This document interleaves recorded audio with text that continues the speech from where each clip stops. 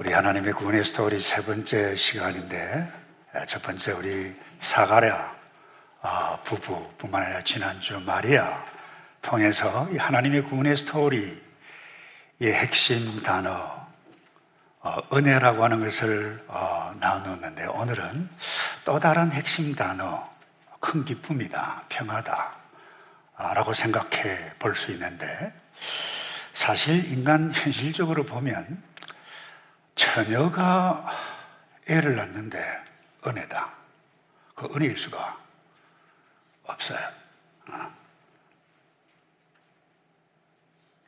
근데 하나님께서는 은혜다 그래요.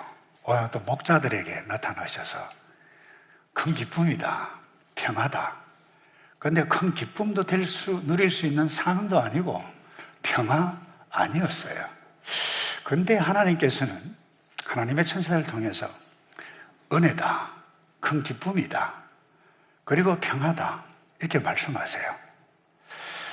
근데 여러분, 하나님께서 은혜다, 기쁨이다, 평화다라고 하면 그렇습니다 라고 인식하기, 믿기, 받아들이기 힘들지라도 하나님이 그렇다면 그렇다, 이게 이제 나이가 들다 보면 깨닫게 되어지고 신앙의 연륜이 점점 많아지게 되어지면 그렇습니까? 은혜입니까? 은혜인 줄로 믿습니다. 큰 기쁨입니까?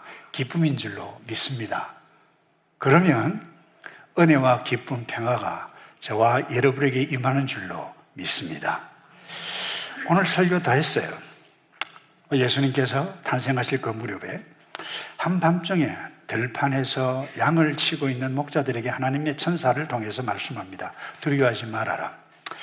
내가 모든 백성에게 큰 기쁨이 될 좋은 소식 너희에게 알려준다. 그리고 14절에는 하나님의 은총을 입은 사람들에게 평화로다 그랬어요.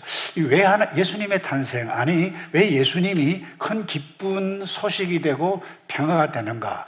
그것 여러분 다 알 거예요. 그러나 구체적으로 말씀을 통해서 나누고 가기 원하는데, 먼저 그분이 온전한 완벽한 통치자이시기 때문에 그렇습니다. 여러분, 세상 통치자들 권력을 차지하고 얻었어요. 그런데 이 세상의 통치자들은 자기 권력 유지해 가고 확장해 가기 위해서 수단 방법 가리지 않습니다. 당시 오늘 이 본문에도 로마 황제 아우구스투스 자신을 뭐라고 여기는가 하면 신의 아들이다, 그리고 세상의 구원자라고 지칭을 했어요. 막강한 권력을 휘두르고 있었습니다. 다시 말해서 그의 말 한마디 천하가 움직였어요. 요셉과 마리아가 이 베들레헴에 가서 아기를 낳게 된 것도 이것 때문이었어요. 그러나 그것은 뭐예요? 겉보기에는 자신의 권력을 유지해가고 확정하고, 그러니까 호구조사를 통해서 행정적인 시스템을 완벽하게 만들어서 세금도 많이 걷고 행정명령 더 잘 이루어가기 위한 정권 권력 유지 확장하기 위한 방편이었다라고 하는 것입니다. 겉보기에는. 이 땅의 대부분 정치가들, 사업하는 사람들도 마찬가지고 거의 대부분 마찬가지예요. 자신의 권력 차지하면 불의까지 행하면서 자기가 지었던 죄를 이상한 불법까지 만들어가지고 나라법도 말이죠, 자기 자신의 유익하도록 수단 방법 가리지 않습니다. 이것을 어제 사람들이 보았고 오늘 저와 여러분들이 보고 있어요. 그 기쁨이 될 수 없죠. 열받게 하죠. 갈등이죠. 그 평화가 일어날 수가 없습니다. 오히려 우리에게 어두움과 아픔만 줍니다. 갈등과 분노를 일으키기 때문에 그렇습니다. 오늘 1절에도 읽지 않았습니다만은 2장 1절에 이렇게 기록해 가고 있죠. 그 무렵 아우구스투스 황제가 칙령을 내려 전 로마 통치 지역은 호적 등록을 하게 되었습니다. 그러니까 이 황제의 말 한마디 때문에 모든 사람, 로마 제국에 있는 모든 사람들은 고향으로 가야 했었어요. 이것 때문에 뭐예요? 요셉과 마리아가 나사렛에 살았는데 베들레헴으로 갔다는 거예요. 가서 등록을 해야 되기 때문에, 황제의 명령 때문에.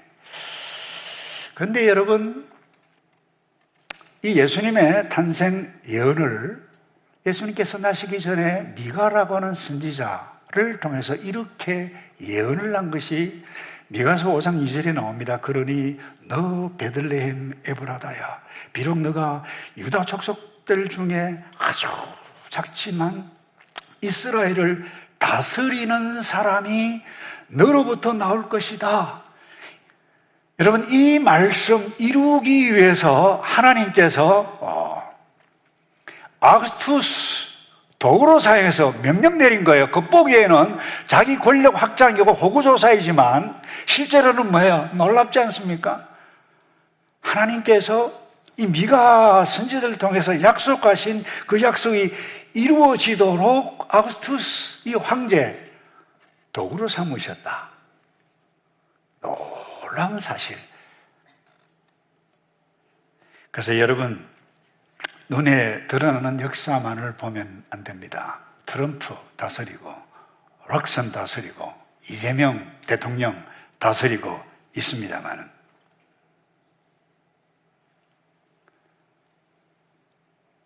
좋은 것도 있고 열받는 일 있고 대부분 열받는 일이 더 많죠. 그것 보면 기쁨을 잃고 평화를 잃어버립니다. 그러나 여러분, 역사의 그 이면 누가 움직이고 있는가?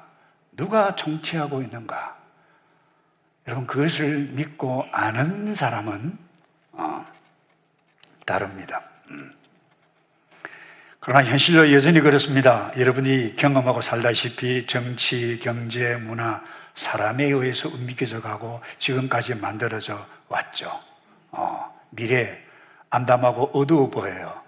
뉴질랜드 경제가 그야말로 암울하게 보여도 때로는 갈등이 있고 어려움이 있다한다 할지라도 여러분, 역사의 수레바퀴를 움직이는 것은 정치가가 아니라 눈에 보이지 아니하시는 하나님에 의해서 다스려질 뿐만 아니라 그 하나님께서 이 세상에 완벽한 통치자로 잠시 동안 보여주기 위해서 오셨던 나사렛 예수 그리스도, 그분에 의해서 다스려져 가고 있다라고 하는 것을 놓치지 않기를 축복합니다. 현실적으로는 마리아의 신문 받아보라 열받아요. 보세요. 몸이 지금 만삭이에요. 걸어가기 힘든데 여러분, 나사렛에서 베들레헴까지는 150km밖에 안 됩니다. 요즘 차 타면 뭐 1시간 조금 더 걸리면 2시간 정도 잡아야 되나요? 과속하면 1시간이면 가요. 그런데 여러분, 교통수단이 없었어요. 몸이 불편해요. 왜 꼭 가야 하냐? 그게 현실이었어요. 불평하고 싶은 그 같은 상황이었어요. 그러나 꼴보기 싫은 그 황제의 말 듣고 그대로 갔을 때에 자기들은 몰랐어요. 우리는 몰랐어요. 그러나 이제 오늘 우리는 알아요. 네가 선지자를 통해서 통한 하나님의 약속의 말씀이 성취되는 놀라운 일들이 일어났다라고 하는 것을. 그래서 여러분, 오늘 우리가 하나님의 말씀을 따라 갈등 많은 세상 살 때 하나님께서 주신 그 은혜, 내가 현실적으로는 받아들이기 어려워도 기쁨이 아닌데 기뻐하라면 평화 아닌데 평화라고 라고 할 때에 우리는 인식하지 못하지만 하나님께서 다 내려주시는 줄로 믿는 이 성도들 되시기를 주님의 이름으로 축복합니다. 그런데 말이죠, 이 하나님의 통치, 하나님의 은혜가 임하는 대상을 보면 정말 파격적이에요. 지난주도 나눴습니다만 그 주목해 가야만 합니다. 이 8절에 보면 한편 목자들은 바로 그 지역 들판에서 살며 밤에 양떼를 지키고 있었습니다. 여러분, 잘 나가는 사람은 밤에 양떼 지키지 않습니다. 자요. 히터 털어놓고. 힘들었던 사람들이에요. 신분도 돈도 없었어요. 특히 이 유대사의 이 목자, 비천한 직업이었어요. 율법적으로 부정한 자로 취급받았기 때문에 법정에 이 위트니스, 증인들로 될 자격조차도 없었습니다. 그는 찬 이슬을 맞으면서 짐승 똥 냄새 맡아가며 어떻게 보면 거친 인생들이었습니다. 그런데 여러분, 이 거친 인생들 가운데에 하나님께서 그것도 하늘의 군대까지 동원해가지고 엄청난 강렬한 빛 가운데 두려움을 느끼게 하고 오셔서 하셨던 말씀이 뭐예요? 온 세상의 기쁨이 되어지는 소식 너희에게 전하노라고 그랬어요. 이 왜 이 예수님의 탄생 사건들을 거친 사람들, 목자들에게 전했을까? 전 잘 모르겠어요. 그러나 상식적으로 알 수 있는 것은 하나님의 마음이 거기에 담겨 있다. 예수의 복음, 구원의 성격이 어떠하다라고 확연히 보여주고 있습니다. 다시 말해서 복음, 은혜, 하나님께서 우리에게 주시는 큰 기쁨은 이 땅에 능력 있고 권세 있고 자격 있고 스펙 좋은 사람들에게만 임하는 것이 아니라 낮은 자, 자격 없는 자, 때로는 세상 사람들이 볼 때는 비천한 직업에 있는 자에게까지 모든 자에게 주어지는 선물이라고 하는 것을 선명하게 보여주고 있습니다. 그래서 기독교 변증가인 영국의 C.S. 루이스는 이 성육신, 하나님이 인간의 몸을 입고 이 땅에 오신 것을 이렇게 표현을 했어요. 하나님은 다이버가 물속에 뛰어들듯 흙탕물 같은 인간의 역사 속으로 그 깊고 어두운 곳으로 내려오셨다. 그리고 바닥을 치고 다시 올라오실 때 그분은 혼자가 아니었다. 우리를 데리고 올라오셨다. 여러분, 지난주에도 나눴습니다만 하나님의 구원의 스토리, 그 백그라운드를 보면 다 어두웠어요. 어두웠던 사람이었어요. 사가랴도 그랬고 마리아도 그랬고 구약을 보도 그래요. 여러분, 사사시대에 기드온을 아나요? 어두웠어요. 수학이 있었는데 마음 놓고 내놓고 수학을 할 수 없을 정도인데 그 어두운 상황 가운데서 하나님의 천사가 나타납니다. 큰 용사여, 자기는 지금 그야말로 열등의식, 패배의식 가운데 숨어서 수학을 하고 있는데 큰 용사여, 하나님께서 그에게 구원이 임했다. 미디안 군대를 내가 너를 통해서 구원의 승리를 내주게 하겠다. 우리는 기드온은 기드온 300용사 와가 아닙니다. 형편없는 사람이었어요. 어두운 사람이었어요. 더 나아가 다윗 보세요. 어린 꼬마예요. 근데 골리앗 장군 보세요. 얼마나 화려합니까? 갑옷 입고 키가 얼마나 큽니까? 그 암담한 상황 가운데 하나님께서 구원의 스토리를 누구를 통해서요? 다윗을 통해서 써내려가고 있다는 거예요. 그게 어제고 오늘도 마찬가지입니다. 혹시 여러분 현재 상황이 어쩌면 캄캄한 밤에 추위를 떨면서 청소를 하고 캄캄한 빈들의 목자 같다고 느끼십니까? 실패감, 때로는 어두운 질병 혹은 이민생활, 오클랜드든 멜번이든 시드니든 로스앤젤레스든 사실 이 땅에 살아가는 하나님의 백성으로 살아가는 이 생활의 고단함 우리 모두가 다 느낍니까? 느낍니다. 그런데 이 나 같은 사람에게 무슨 소망, 기쁨이 있나라고 생각하실지도 모르겠습니다. 그러나 꼭 기억하시기 바랍니다. 나의 낮음, 형편없이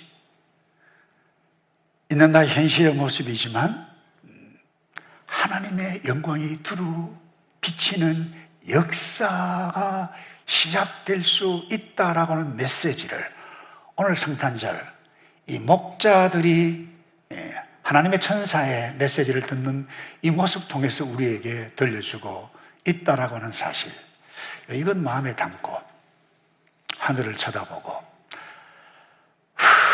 내 인생 왜 이런가? 그것 아니라 이 스토리를 보면서 하나님, 예수님이 오신 것이 하나님의 은혜를 붙잡고 온 우주를 다스리시는 그 하나님을 바라보는 이 성탄절 이기를 주님의 이름으로 축복합니다. 그 다음 두 번째요. 이 모든 인간의 근원적인 문제를 해결하는 유일한 길이기 때문에 천사가 큰 기쁨의 소식이라고 그랬어요. 자, 제가 다시 읽습니다. 10절에 천사가 말했습니다. 두려워하지 말라. 보아라. 내가 모든 백성에게 큰 기쁨이 될 소식을 너희에게 알려준다. 이게 기쁜 소식이라고 하는 것 한 번 좀 들어보셨죠? 헬러 유앙겔리온이라고 그래요. 한자로 하면 복음이에요. 기쁜 소식이에요. 근데 사실 여러분이 기쁜 소식이라고 하는 것은 이 당시 오늘날도 마찬가지예요. 로마 황제 생일이 기쁜 소식입니다. 우와, 로마 황제 생일이다 라고 하면 왜 기쁜 소식인가? 이 권력이 있잖아요. 그러니 자기의 권력을 자랑하고 관대함을 자랑하기 위해서 사면 조치를 내렸어요. 그게 뭐예요? 유앙겔리온이에요.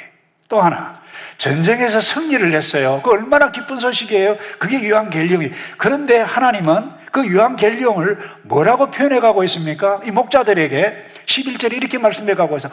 오늘 구주이신 주 그리스도가 다윗의 동네에서 태어났다. 이 소식이 기쁜 소식이고 이 소식을 뭐예요? 그냥 선언했다라고 하는 것입니다. 여러분, 유앙겔리온은 소식입니다. 따라서 합시다. 소식. 여러분, 소식하고 어드바이스하고는 다릅니다. 뉴스입니다. 뉴스. 굿뉴스. 세상은 우리에게 어드바이스 충고를 합니다. 더 노력해라. 열심히 좀 살아라. 좀 성실해라. 네가 좀 포기해라. 긍정적으로 살아라. 근데 복음은 충고가 아닙니다. 뉴스입니다. 물에 빠져 죽어가는 사람에게 야, 해영 이렇게 쳐. 그 충고입니다. 근데 구조대원이 그야말로 뛰어 들어가서 살렸다. 뛰어들었다라고 하는 것은 그 소식이에요. 우리는 죄와 사망의 문제에서 스스로 빠져나올 수 없기에 우리를 건져낼 구주 세이비어가 오셨다라고 하는 이 사실, 이것이 뉴스 소식이라는 거예요. 유일한 기쁜 소식이고 기쁨이 된다라고 하는 것입니다. 그래서 여러분, 미국에 팀 켈러라고 하는 목사님 최근에 돌아가셨어요. 그분이 이런 이야기를 해서 복음은 우리가 해야 할 일에 대한 어드바이스 조언이 아니다. 복음은 우리를 위해 예수님이 이미 하신 일에 대한 소식이다. 소식이라는 거예요. 제가 학생 때 우리 대학생들을 지도할 때 CCC 교재를 가운데 이런 일화가 잊을 수가 없어요. 그 주제가 이것입니다. 인간의 죄의 상태로는 거룩하신 하나님께 그 누구도 어떤 선행, 어떤 노력을 하더라도 행한다 할지라도 도달할 수 없음을 어떤 예로 들었는가 하면 세계적인 수영 선수가 말이죠. 태평양을 자기 혼자 헤엄쳐서 건너는 것, 그것보다 더 어렵다라고 한 것을 읽은 적이 있습니다. 죄송해요. 돌지고 날려서. 여러분들이 지금까지 지었던 죄 어떻게 처리하시겠어요? 부모님 속이고 부모님 욕하고 자녀에게 함부로 악한 말을 하고 의도적으로 다른 사람 괴롭히기 위해서 행했던 그것, 거룩하신 하나님 절대로 용납할 수 없고 우리가 아무리 노력을 한다고 해서 죄를 살 수 없어요.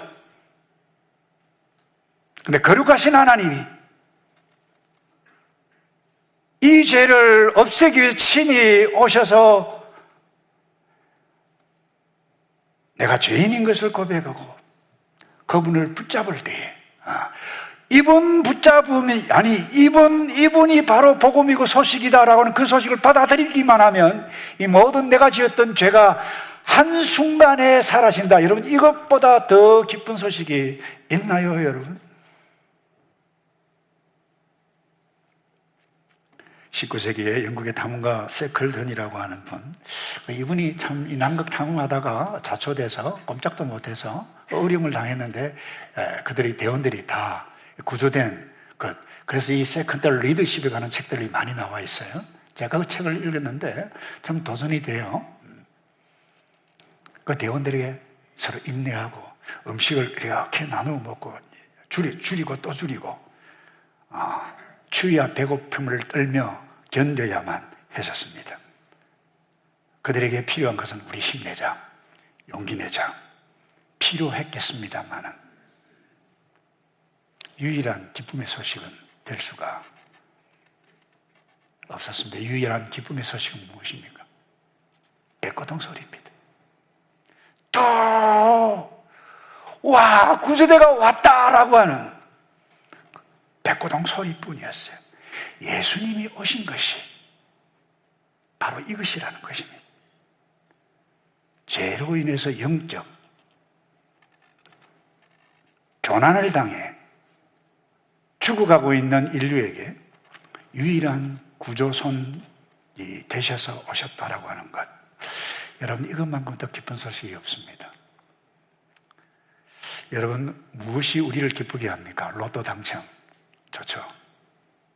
예. 내 마음대로 모든 것이 척척척척 이루어진다. 그 기쁨이죠. 근데 여러분, 내가 좋아하는 그것대로만 이루어지면 중요한 것은 이것입니다. 내 인생의 가장 큰 기쁨이신 예수님 잃어가는 선택을 행해갈 수 있는 어리석은 선택을 할 수 있고 저주의 삶을 선택해 갈 수 있습니다.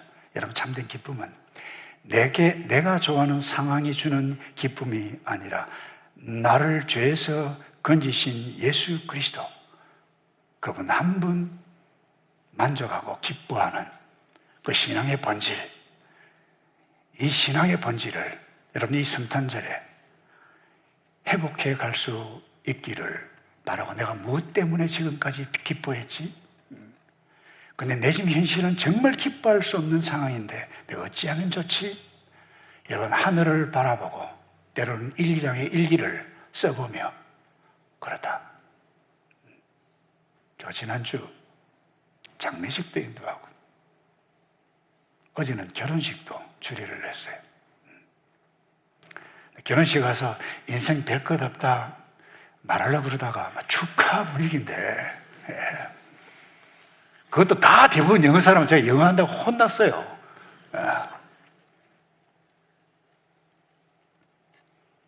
보시기 봐. 여러분들이 그 어떤 어려운 일들을 만날 때 이 성탄절에 주님, 나를 정말로 기쁘게 하는 것이 무엇인지 생각해가고 정리해가는 이 성탄절 되기를 바라고, 마지막으로요, 하나님의 영광과 우리의 평화가 되기 때문입니다. 14절 제가 다시 읽습니다. 지극히 높은 곳에서는 하나님께 영광, 땅에서는, 잘 들으세요, 하나님의 은총을 입는 사람들에게 평화로다. 여러분, 그 예수님의 오심으로 인해서 사람들에게 구원의 길을 텄기 때문에 하나님께는 영광이 되어지고, 또 하나, 동시에 땅에서는 사람들에게 평화가 된다고 선언하는데 중요한 것이 이것입니다. 모든 사람들에게 다 평화가 되어진다고 말씀하지 않습니다. 그 형용하는 부분이 있어요. 하나님의 은총을 입은 사람들에게는 평화로다. 여러분, 하나님의 평화가 어떤 사람에게만 주어지는 것이 아니라니까요. 모든 사람들에게 다 주신 은혜가 다 임하기를 원합니다. 그러나 아무나 다 받지 않는다는 거예요. 하나님의 은혜를 알고 은혜를 어셉트한 사람, 하나님의 은총을 입은 사람들만이 이것이 참된 기쁨이다, 평화다라고 하는 것을 누리게 되어진다는 것입니다. 다시 말해서, 와, 예수님 태어나셨다, 그건 뉴스양 갤리온이에요. 근데 이것을 모든 사람들이 다 기뻐하는 것이 아니란다는. 동방박사가 와서 유대인의 왕이 났는데 어디뇨라고 헤로당이 물었을 때 헤로당 열받고 또 열받았어요. 내가 왕인데 그 소식을 들을 기가 없었어요. 그래서 예수를 죽이려고 어린아이들 다 죽이려고 명령까지 했잖아요. 그래서 여러분, 여기 평화라고 하는 것은 히브리어 살롬인데, 이 살롬은 단순히 전쟁이 없는 상태의 살롬 의미하는 것이 아닙니다. 죄로 인해서 깨어졌던 나는 이 거룩하신 하나님과 도무지 나아갈 수가 없어요. 불안해요. 부끄러워요. 죄송해요. 근데 주께서 다 씻으셨다라고 하는 걸, 그때 샬롬이 우리에게 임한다는 것입니다. 그래서 이것을 인식하고 이것을 믿는 자에게는 이 땅에 살아가는 동안 그 어떤 어려움을 만날지라도 하나님께서 이 세상에서 얻을 수 없는 힘과 평화 주실 줄로 믿고, 그것이 우리의 앞으로 써내려가야 할 구원의 스토리이고, 어제 구원의 스토리 가운데 한 사람만 이야기하고 마치겠는데요. 제가 학창 시절에 읽었던 찬송가 해설집 두꺼운 것이 있어요. 지금도 기억해. 이름이 김경선 씨가 지은 것인데, 거기에 내 평생에 가는 길 순탄하여, 거기에 작시자에 대한 글이 나와 있는데 그 설명을 잊을 수가 없어요. 1872년 그는 변호사였어요. 사업도에서 부자였어요. 그리고 무디 목사님과 함께 교회를 섬겼던 분이기도 해요. 신실했던 신자 호레이스 스페포드라고 하는 분인데, 알다시피 그때 시카고에 큰 화재가 일어났습니다. 자기 재산 많이 잃었어요. 그래서 위로금 먼저 자녀들을 여행을 보냈는데, 이 여객선 배에 사고가 나서 내 딸을 한꺼번에 잃었다는 정보를 받았습니다. 얼마나 힘들었겠어요. 그가 배를 타고 딸들이 죽은 바다 위를 가로지를 때 선장이 지금 따님들이 잠든 곳을 지나고 있습니다 라고 말을 했을 때 견딜 수가 없었어요. 자기 방으로 뛰어내려왔어요. 엉엉 울었어요. 한참 동안. 근데 어느 순간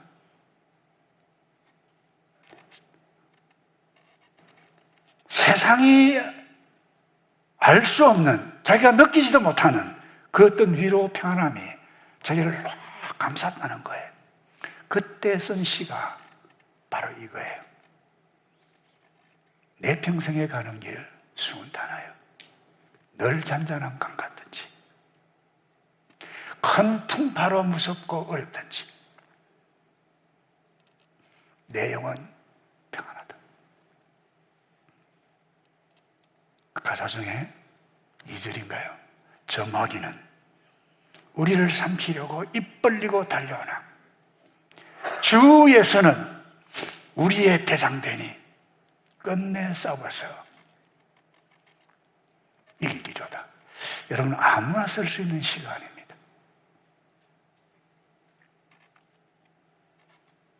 잃어버린 재물, 가족들의 죽음이라고 하는 상황에서 나를 구원하신 구주의 은혜를 여러분 바라보고 생각해보지 않았다라고 하면 그 절망의 바다 위에서도 평화의 노래를, 가사를 지을 수는 없었을 것입니다. 이것이 하나님께 주시는 평화입니다. 혹시 여러분의 현실이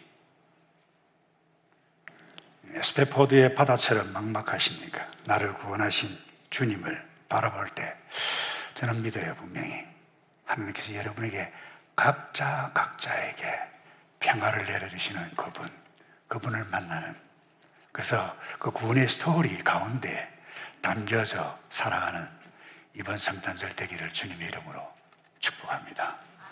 기도하겠습니다. 아버지, 우리의 죄, 나의 죄 짐 맡은 예수님, 이것보다 더 큰 기쁜 소식이 어디 있겠습니까? 어떤 일들을 만날지라도 힘들어도 신앙의 가장 기본, 예수님 바라보며 기뻐하며 평강을 누려갈 수 있는 우리 모두이도록 복에 복을 더하여 주시옵소서. 예수 그리스도의 이름으로 기도합나이다. 아멘.